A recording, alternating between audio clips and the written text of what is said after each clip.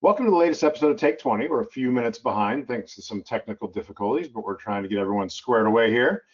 Take 20 is created by the PDMI's Brand Response Council. These 20-ish minute live conversations featuring leaders in the performance marketing world, speaking about the hottest topics in the industry, are scheduled twice a month.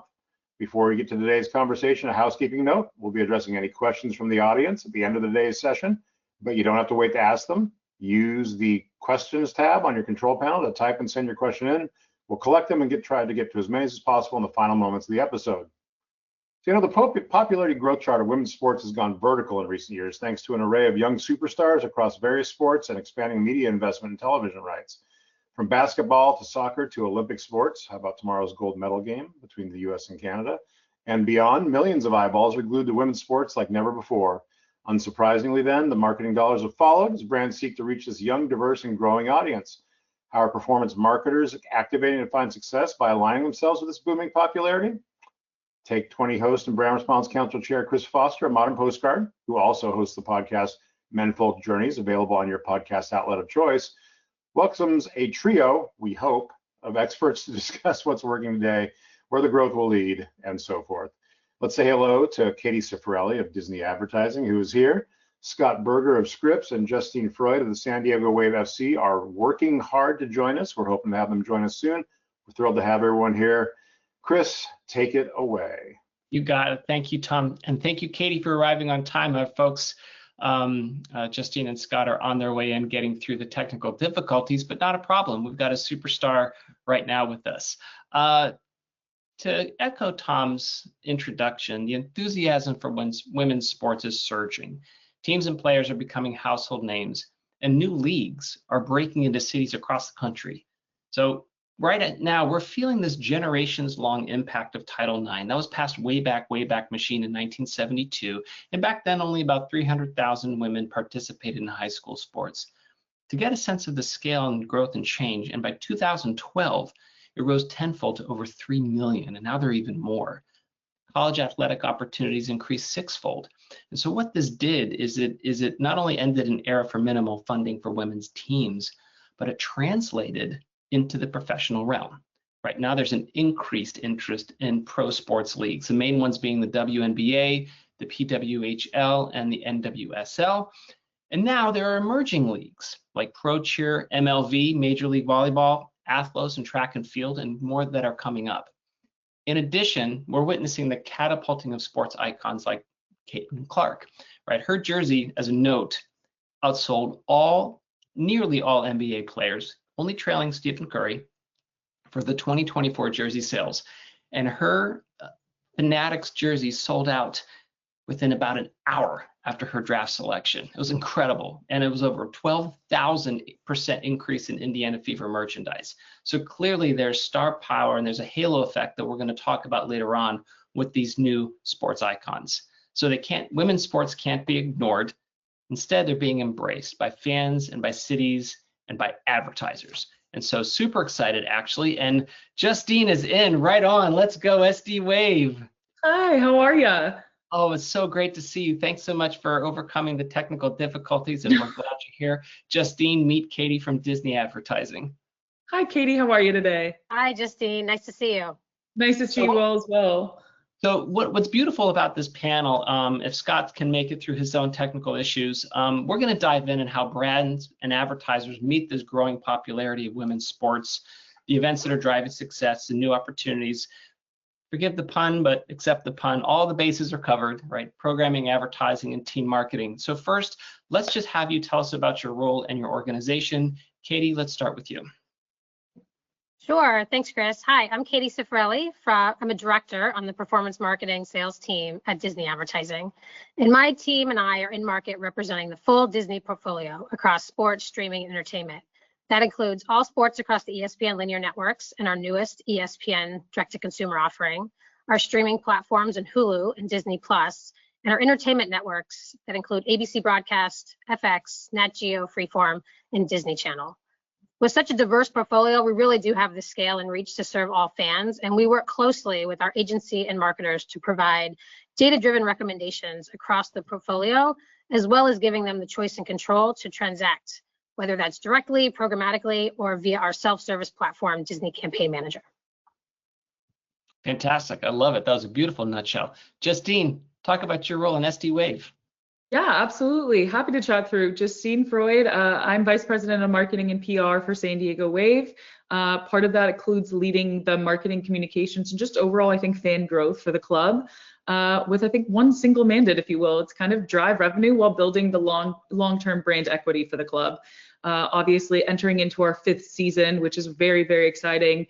But my role kind of sits at with the team, the intersection of ticket sales, merchandise, community engagement, and then just partnerships marketing. So kind of responsible for how people discover the wave, how they experience the club, and why they come back. And I think that includes from demand generation and pricing strategy to storytelling, PR, influencer strategy, and just event-wide moments that turn, attention into action for the club. So excited to chat through that with you all today. Wonderful. Perfect. Right now, we'll start with this duo. Katie, we'll start with you. You mentioned the Disney advertising platform has a lot of options for brands. Where do you see live women's sports as a unique and especially powerful engagement vehicle for certain kinds of brands or certain kinds of market spaces? Yeah, thanks, Chris. So ESPN is not new to women's sports. We've been investing, broadcasting, and really elevating athlete stories for more than 30 years. And the growth that we've seen from both a fan and advertiser perspective has really been incredible. And here at Disney, what we think is especially powerful with live women's sports is that you really do get 2 things, and that's real live engagement and real scale. These are events people are making time for. They're watching them live, they're reacting in real time, they're talking about them on social, and they're staying through the entire game. And that kind of intention is really valuable for brands. And our ESPN direct-to-consumer offering that we launched last year really does give us the flexibility to program even more women's sports that we wouldn't be able to do on linear. And at the same time, it also helps brands reach fans in more places and in more ways than ever before. Yeah, it's interesting you mentioned that with the streaming services. So Peacock is all over with the Olympics. And what I love about the experience using that platform is I, as a viewer, can pick and choose. I don't have to wait just for the primetime special. I can say, oh, I want to look at curling or I want to look at biathlon, and I can go in and figure that out. I would think that with the new streaming technologies, it's a bonanza for advertisers if they want to target certain market groups.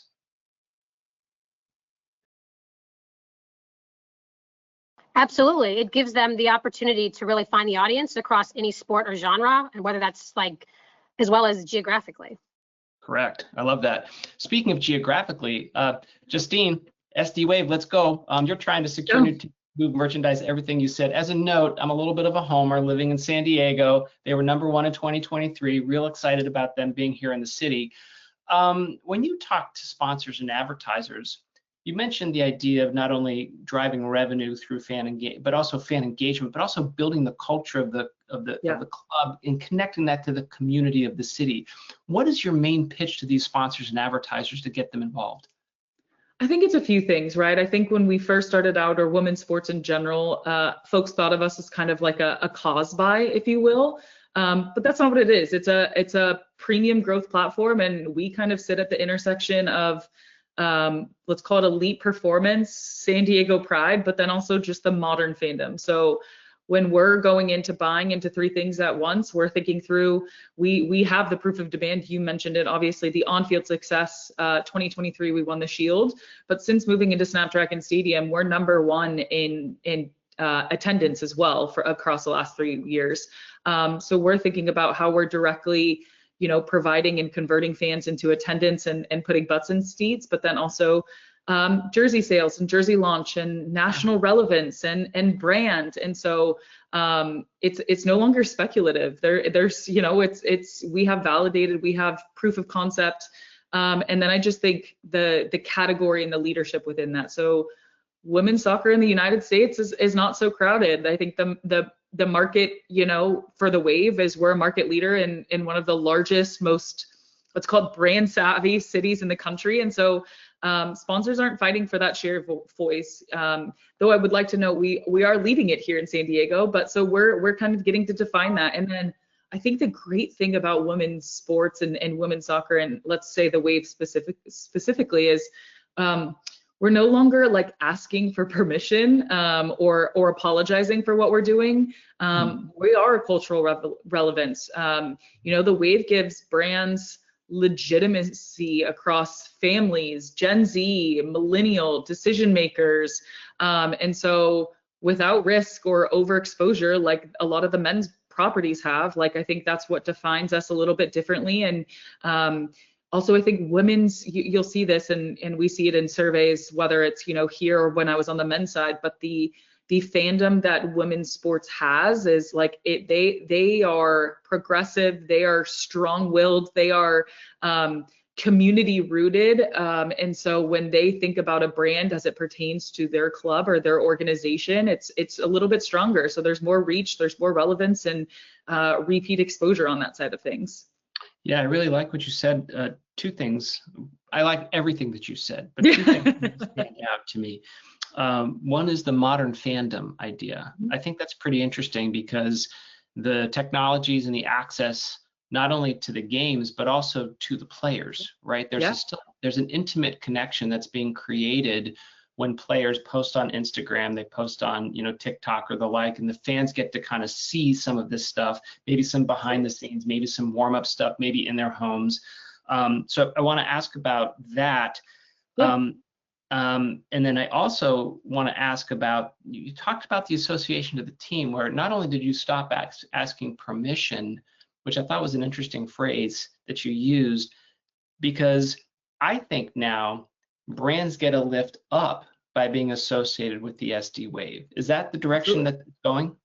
Yeah, absolutely. I think if you look at what San Diego Wave has been able to create, whether that's attendance, whether that's social media, whatever you're looking across, we're top in all of those categories, and not just in women's sports either. We're across North American soccer. So when you look at media value that's being returned, we're top 5 in North American soccer. So that's, you know, across MLS and all of these other different leagues. So the validation's there, the proof of the demand's there. And so we see that we are outperforming and want to be best in class. So when a brand comes to us, when we're thinking about advertising, we have all of these data and insights where I think, you know, 10 years ago on the women's sports side, you wouldn't have seen. And so now that we have those, it's no longer speculative, it's true hard data facts. And that's what I think is so helping the women's side evolve tremendously. I love it. So Katie, I want to speak to you about that. On the generalized audience, right? Because you bring in families, you bring in more folks. It's lifting up, you know, the credibility or the stature of these brands. I would think that from an advertising side, with the platform within Disney, you can actually connect advertisers to the fans watching these, and you might even be reaching entire families, not just one specific demographic. Yeah, absolutely. I mean, women's sports isn't really an emerging opportunity anymore, right? Like, they're here, they're working, they're driving real results. Justyne's seeing it locally there in San Diego. Both from a cultural and business standpoint, it's really one of the smartest places brands can show up right now. And one thing similar to what Justyne's seeing, we're seeing the strong co-viewing, right? So like, women's sports are bringing people together. People who've got kids are watching with their parents, longtime fans are watching with newer fans. And there's a really strong crossover across gender. Take the 24 NCAA Women's Basketball Championship, Iowa versus South Carolina, reached 18.7 million fans. That was the most watched basketball game, say women's or men's, pro or college, since 2019. Like, you really are bringing people together. And from a brand standpoint, that's huge, because you're not talking to a small audience. You're talking to broad groups of people watching together in an environment that feels inclusive, current, and very much a part of the culture, like Justyne mentioned. Yeah. So you say 20 million fans. If my math is right, there are 330 million folks in the United States. It's almost 6% of the entire population of the country watching this game. That's phenomenal. That's amazing. You can't get 6% of anybody to watch anything. Astonishing. So Scott from Scripps Ion I don't think he's being able to make it due to technical difficulties. And what I was going to ask him about were the new leagues. So at the top of the broadcast, I mentioned there were new leagues that have emerged that I wasn't even aware of. The pro cheer and Major League Volleyball and athleticism and track and field. These are leagues where I might see a game. I remember seeing a professional women's volleyball match when I was at the gym, and I was like, I think that's volleyball, and I think those are cities. I wasn't even aware that it was a brand new league. So Katie, I was going to circle back to you as you see some of these new leagues emerge and new broadcast opportunities. Hey, I have to believe these are new opportunities for advertisers, both nationally and locally. Yeah, absolutely. Hey, gang, are you able to hear me? Hello? Scott, are you in? That's me. Troubleshooting on the app, but I was able to call in. And apologies for running a little bit late as we tried to work through those technical difficulties, but I'm here. Oh, fantastic, Scott. I didn't want to speak for you. I was just going to speak about what we were going to talk about. So, Scott from Scripps Ion, welcome in. Why don't we talk about some of these new gang that you guys are going to be a part of? Yes, so I got to catch a little bit of the end of what Katie was saying before I hopped on. And yeah, we're certainly in an exciting place right now for Ion. A couple of years ago when I joined the team, and I know it's certainly something we talked about a few months back, the last time I was on a PDMI Take 20, is the involvement and broadcasting of WNBA and NWSL. As discussed already, we're certainly at the tipping point where those have become household names and really exciting. And we're now at a point where we are able to continue to expand the complexion of Ion, of Scripps, to include MLV volleyball, Athlos, which I just heard you talking about. So thank you for that endorsement. Pro cheer, women's college basketball, you name it. And next month, we will be launching a new streaming channel called Scripps Sports Networks. So we have completely leaned in and cemented our flag as a women's sports destination. That's fantastic. And that's wonderful. What I would like to do is then we talked about some of the broad appeal from the marketing side, right? Where it crosses gender, it crosses families. Justyne, I did want to actually connect again about modern fandom with you. And I wanted to tie it into kind of the halo effect that we're seeing with Caitlin Clark, Aya Wilson, Naomi Girma, Trinity Rodman, and Alex Morgan, where those are these icons now that are coming up within the culture. I have to believe that fans are thinking about and following these folks, and that halo effect not only helps the team, but helps the league, helps women's sports in general. Justyne, what are your thoughts on that as you start looking at the Gen Z fans, or now Gen Alpha fans, coming up and following the team and the players? I think you touched on it a little bit earlier, right? I think the rise of social media and the personalities that these players now get to show themselves in their best light, and it's more than just talent. Are the players you just mentioned talented? Absolutely, but I also think they're now becoming recognizable and relatable at scale. So when you think about the great Michael Jordan, he didn't just sell shoes, he legitimized the NBA as like this global cultural moment. When you think about Cristiano Ronaldo, he obviously has scored the most goals ever, but like he turned clubs into lifestyle brands. So when you're thinking about women's sports now, I think it's at that same inflection point. I think these athletes are on ramps to the leagues that they're a part of, which I think it used to be a little bit vice versa.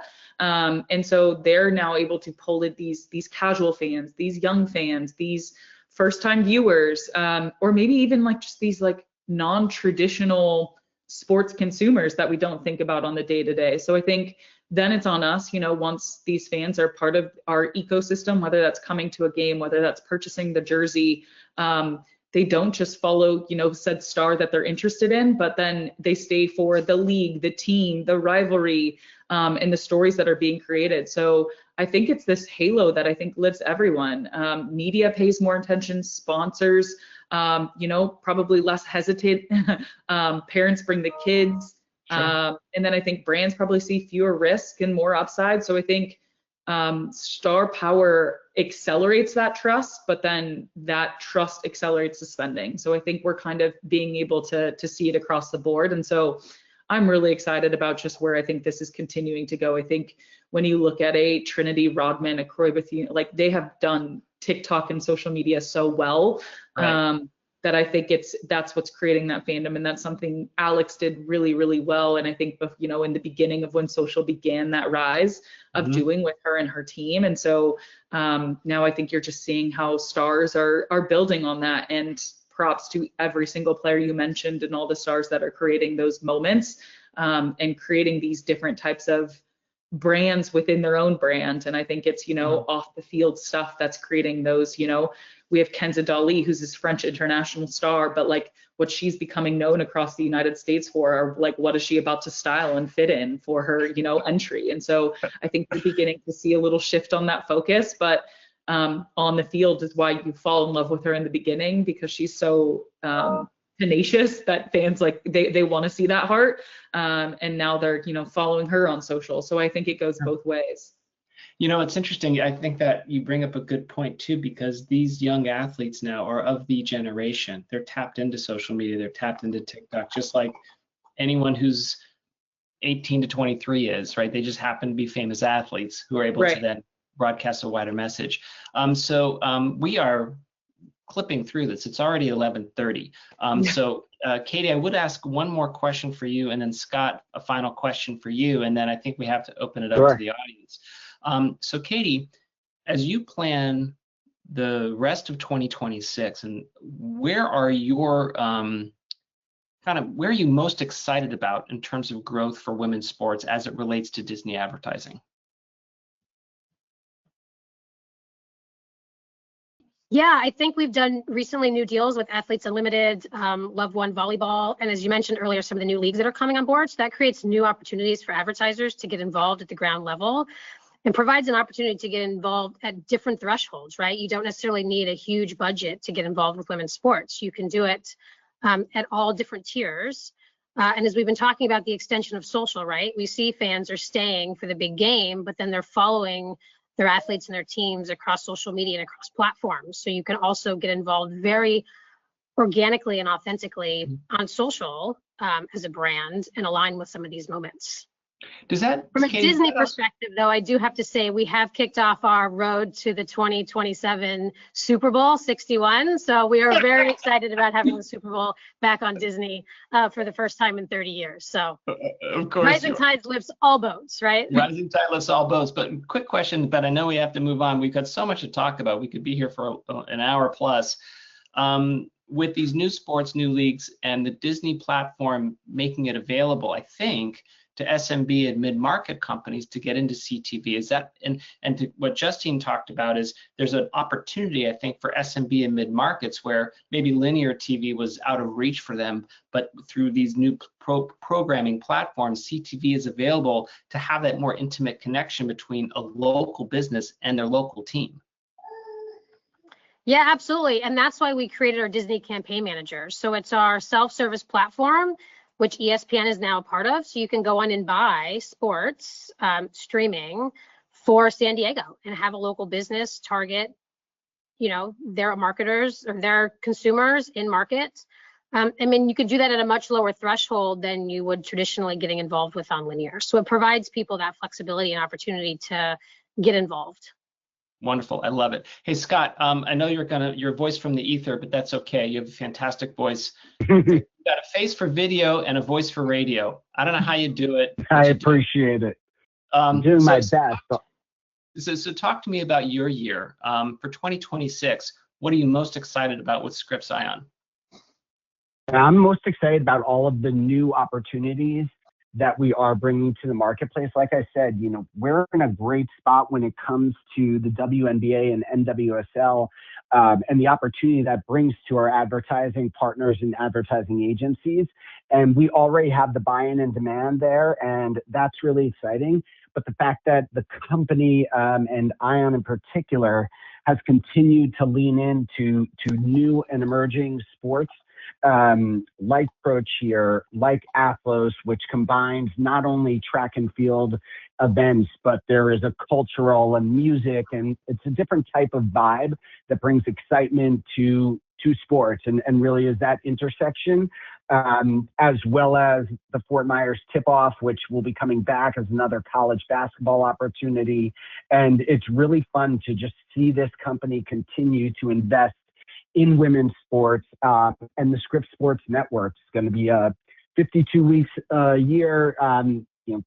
Every single day, every single hour, it's going to be consumed with both women's sports, certainly some other sports opportunities, as well as a lot of studio shows. And I think the storytelling, as I did hear Justyne and Katie refer to earlier, that's going to be a big part of it as well. And the opportunity to have new ways of reaching this audience that is really compelled and attracted to women's sports, and just new sports opportunities in general, and really cementing our flag as a destination for all things women's sports.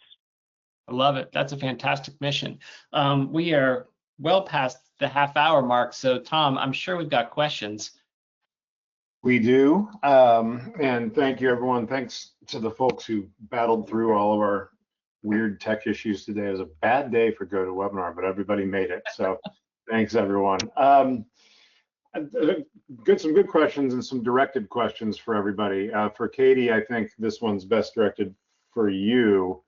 Are you experiencing brands specifically asking for women's sports over men's sports for opportunities? So we saw coming out of this past upfront a huge demand for women's sports specifically. I wouldn't say that it was more so than men's, but in the past, it was also, women's sports was often packaged or part of sort of the other bucket of inventory. Mm-hmm. Coming out of this upfront, it was specifically moved tremendously with a lot of demand asking for women's sports. That's good to know. And then Scott, obviously you guys have had some great success there. Another question that popped through: what's the best performance brand activation you've seen on your outlets through women's sports? Anything come to mind? I think there's just taking advantage of, I think a lot of the non-spot monetization opportunities, clock wraps, billboards, really integrating into studio shows and doing new unique things. I think we're always having new conversations where we're leveraging new ideas at all times. So when we get the creativity to come to us, whether it be, in any of these sports, I think we're at certainly these new and emerging to broadcast sports for ION, like Athlos, sky is the limit.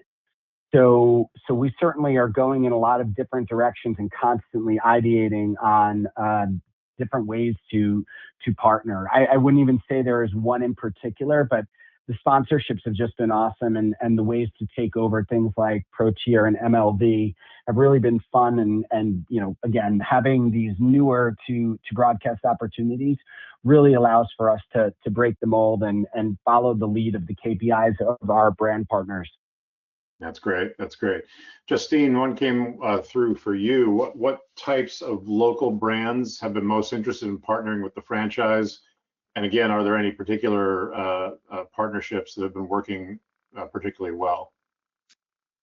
Yeah, I think we have, our front of kit partner who has been with us since the beginning in Kaiser Permanente, obviously. But then I think when you think locally, our sleeve partner is Dexcom. They're a global brand, but they're located in San Diego.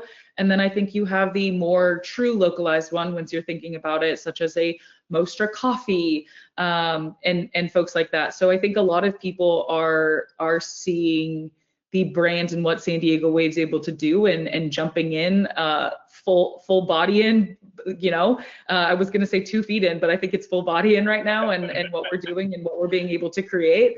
And so, yeah, I think we're seeing brands from across San Diego, but then also nationally and internationally, to be honest, because I think we have so much strong international talent on the field that I think, when folks are trying to think of how they can jump into the US market as a whole, they see an opportunity here as it pertains to our players, whether, that's France, Brazil, we're literally global. And so it's opportunities for them to expand their growth into the United States and San Diego market.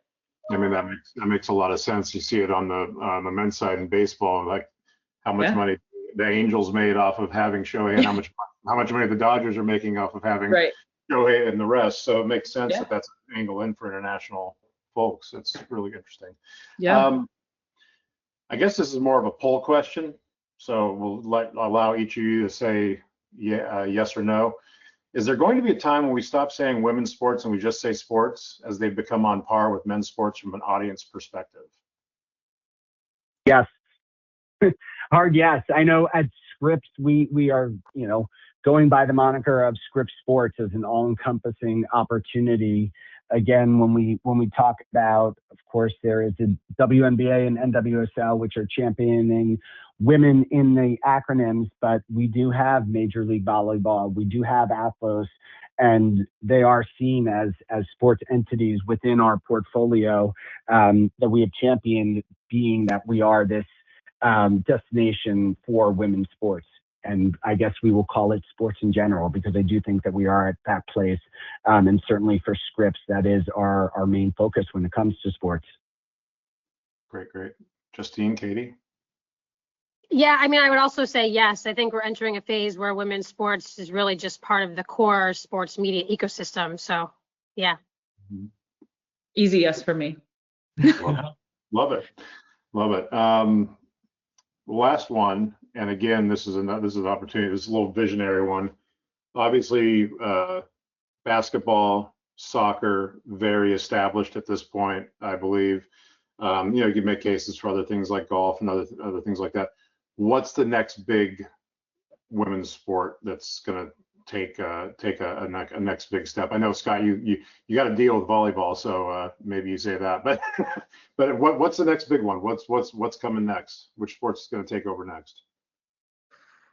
I'm personally very excited about Athlos. We had one broadcast event in New York City in 2025, and in 2026, on the heels of that success, we're going to have 3 different events this year, one in New York City, one in Austin, and one in London. So definitely, and it's actually Los Angeles, not New York, but we're seeing such results. And again, the culture part of it and the electrifying vibe and mixing it with music and really having a cultural moment is what I'm most excited about when it comes to that one. And of course, I'm biased. All of these are really exciting for the company at large.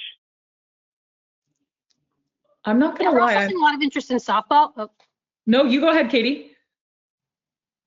We're also seeing a lot of interest in softball. So I think in addition to volleyball, softball is going to be another strong one. And then the Women's Professional Lacrosse League, I think will be another up and coming one. Yeah, I think from my side, I think they covered it a little bit, but volleyball, I think the NCAA product has already showed that it delivers the real audience. I think when you're looking across Nebraska and then filling out their football stadium to, I think, the Pac-12, the Big Ten, Texas, I think you're seeing it across. It's also super broadcast friendly, fast points, constant motion, right. So stuff like that. But then I think the other one too that has piqued my interest, at least, and I think we'll see obviously with the Olympics now, but is women's hockey. I think the PWHL has done an amazing job kind of building and into strong markets, but I think there's a lot of high availability in there in my world, and I think it's quietly building, and I think that has the opportunity to kind of be this next explosive one. Yeah, it's interesting you say that, Justyne, because there are only 6 teams right now. That's it. And so you imagine, but however, from what I read on the data, they sell out completely whenever they've got games. No, go ahead, Justyne. I was just going to say, I've chatted with some of their people at the league office, and I think what they're doing and what they're building is super impressive. And I think it's also, they're building it correctly, right? There's only so many, and you saw the NWSL do this, and I think that's why it's doing so well now, is you have to build in the athletes and make sure you have that competition, but then also grow the stars, not just the leagues. We've talked about that, but then I also think going into the markets that make sense, and they're kind of testing that. I love that. Like, they went into Seattle, they tested it, they sold out, and now they have a team there. Same with Vancouver. So I think as that continues to expand, I think that's truly one of the next scalable ones on my list that I'm excited to continue to see. That's great. Yeah, I mean, I agree. Being near Boston, the Boston team is very popular here. They're doing quite well. And Yep. it's good to see. And to your other point, Justyne, I mean, Nebraska women's volleyball essentially was like a traveling road show. I mean, they were selling out across the country this year. So, and then again, then back on yours, Katie, like lacrosse, we see, so I have a 7-year-old and a 4-year-old. 7-year-old is just like scanning the ESPN Plus app, and he's coming, and he loves all of it, right? And so to the point where I'm going to go back to the last question before I sign off here. Is it just sports? Last March, when we did a bracket, he and I did a bracket for the men's basketball tournament, like everybody else. And then he asked me the next day, he's like, when are we going to do our women's bracket? Like, it was not like, why would we not do that? I'm like, that's awesome, buddy. Let's go do that now. So, I mean, you get the younger generation coming up, they don't see a difference, right? It's just all great sports. So anyway, well, thank you all, Katie, Justyne, Scott out there in the netherworld. We appreciate you fighting through to make it here. And we look forward to getting this episode up on our YouTube channel by the end of the week and getting out to an even larger audience than we had today. Our next Tech 20 episode is set for Wednesday, March 4th, as we open our recurring shopability series with an episode about contextual advertising. Please visit thepdmi.com/take-20 to register for the webinar and check out the upcoming schedule. And online registration for PDMI East, April 13th through 15th in Miami Beach, continues to gain momentum. The event is now less than 2 months away, and the deadline to take advantage for our special rate at the host hotel, Eden Rock, Miami Beach, is just about 2 weeks away, March 6th. That hotel room with a rate of $339 per night is about 50% cheaper than the hotel's own advertised rates. So if you want to mix incredible networking with tremendous educational content like you watched today, the price is right. Badges are just $495 for PDMI members and $695 for non-members. Visit thepdmi.com/PDMI-East to register now. Thanks again to the audience for checking out this episode of Take 20. Thanks to our wonderful speakers. Be well. We'll see you soon. Bye-bye.